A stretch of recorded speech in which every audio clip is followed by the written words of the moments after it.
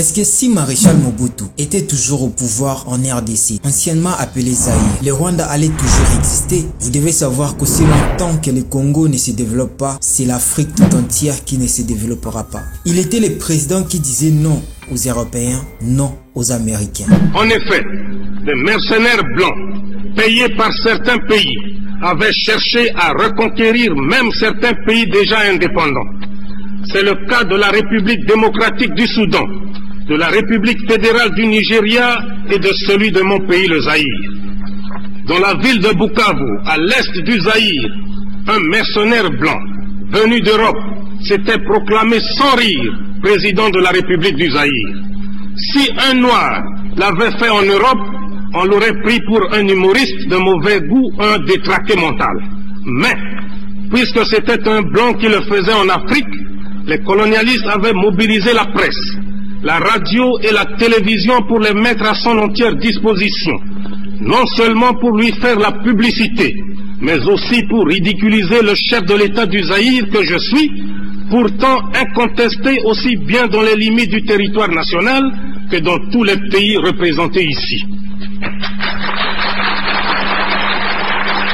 Il ne parlait pas seulement pour son pays, le Zaïre, mais pour toute l'Afrique. Aujourd'hui, la RDC ne fait pas peur. Mais avant, un jeune Zaïrois avait de la valeur aux yeux du monde. Un policier ou un soldat congolais, quand il marchait, quand on parle du Congo, on voit seulement la musique et la sape. Et vous devez savoir aussi que le Congo-Zaïre était aussi le premier pays africain à participer à la Coupe du Monde au temps de M. Mobutu. Maréchal Mobutu n'est pas là, ce n'est pas seulement les Congolais qui pleurent, mais c'est toute l'Afrique. Il avait même annoncé après moi, je cite, c'est le délire. Et les peuples congolais l'ont confirmé. Mais Maréchal Mobutu avait quelque chose qui manquait en lui. Et c'est de ça que nous allons parler. Imaginons une fusion des visions de Mobutu Sese Seko, Muammar Kadhafi et Thomas Sankara pour transformer l'Afrique. Ces trois figures, bien que différentes dans leur méthode et philosophie, partageaient une vision d'un continent africain fort, indépendant et unifié. Mais revenons d'abord sur Mobutu.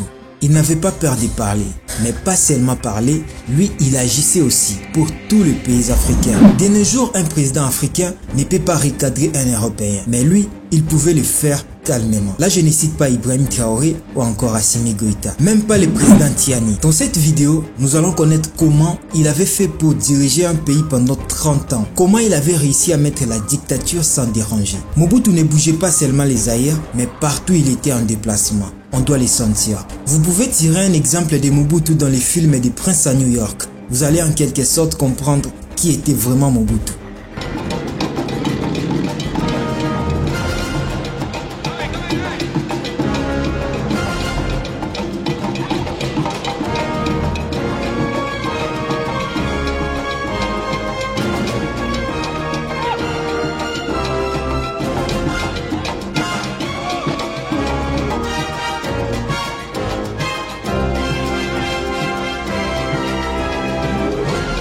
En 1971, Mobutu a lancé une campagne de zaïanisation visant à promouvoir l'identité africaine et la souveraineté économique du Zaïre. Cette politique incluait les changements des noms du pays République du Congo à République du Zaïre, les remplacements des noms en consonance européenne par des noms africains. Une série de mesures pour se détacher de toute influence de l'Occident. Ce sera la zaïrisation. Les principes sont précis. Un exemple, le changement de nom. Joseph Mobutu devient Mobutu Sese Seko Koko Ngendu wa Zabanga. Une nouvelle monnaie, le Zaïre, divisé en 100 makuta pour remplacer le franc congolais. De nombreuses villes rebaptisées et les monuments coloniaux retirés. La zaïrisation sera l'un des événements marquants du régime mobutiste.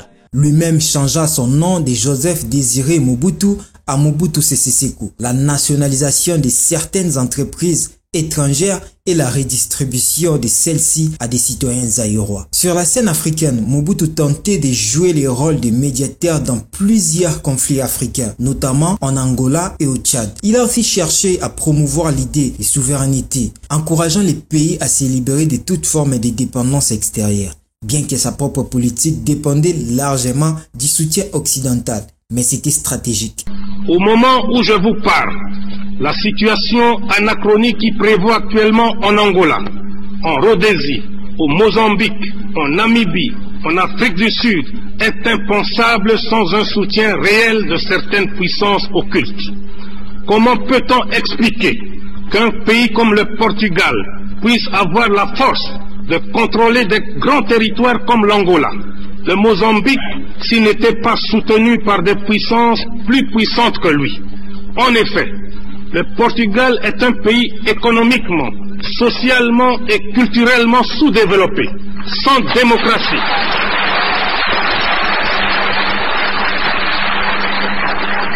Sans démocratie, sans aucune force militaire. Son seul record est le taux le plus élevé d'analphabètes en Europe.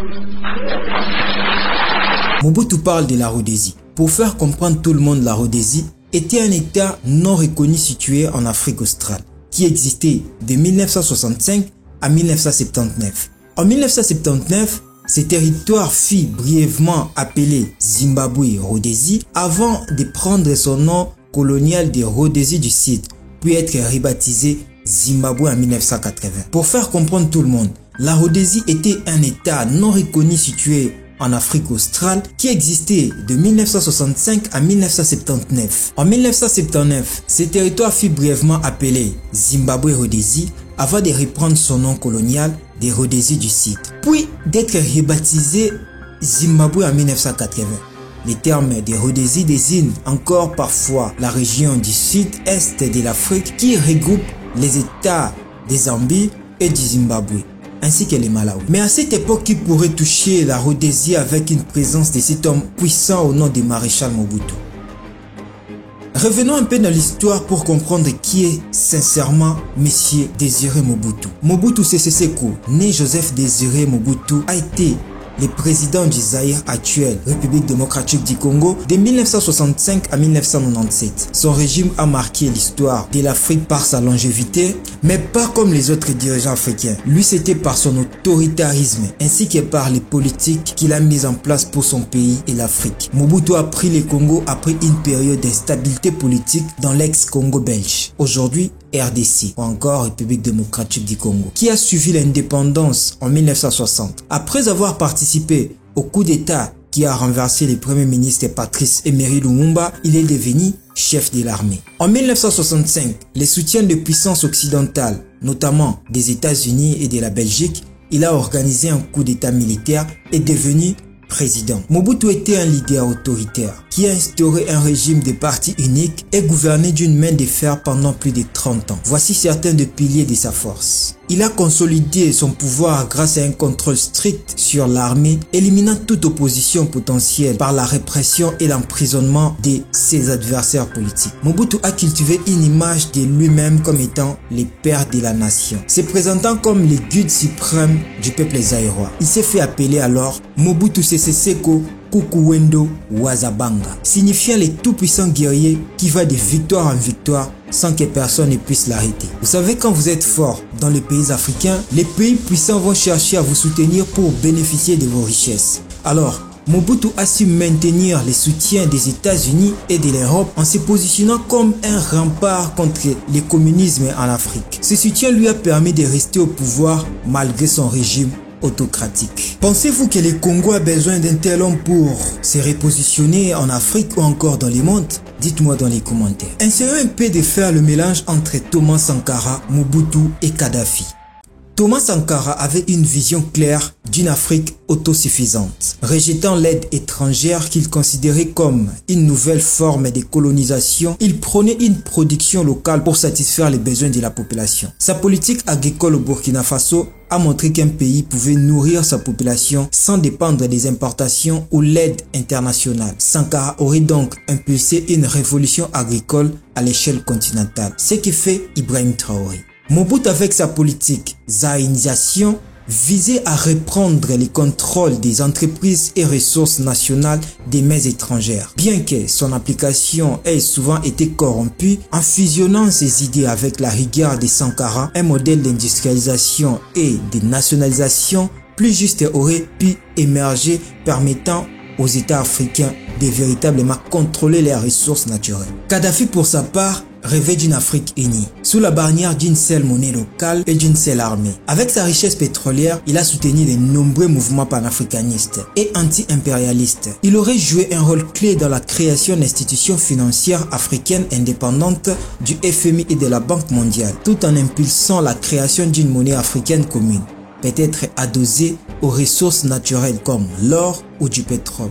Un trio, Mobutu, Kadhafi et Sankara, aurait combiné la vision panafricaniste ambitieuse de Kadhafi, la rigueur sociale économique de Sankara et la gestion autoritaire de Mobutu pour créer une Afrique unie, indépendante et autosuffisante. Cependant, un tel projet aurait dû surmonter des défis internes, notamment en matière de gouvernance, de démocratie et de corruption, pour véritablement prospérer l'Afrique. Rassure-toi de t'abonner sur Toufist Actu. Nous t'informons chaque jour.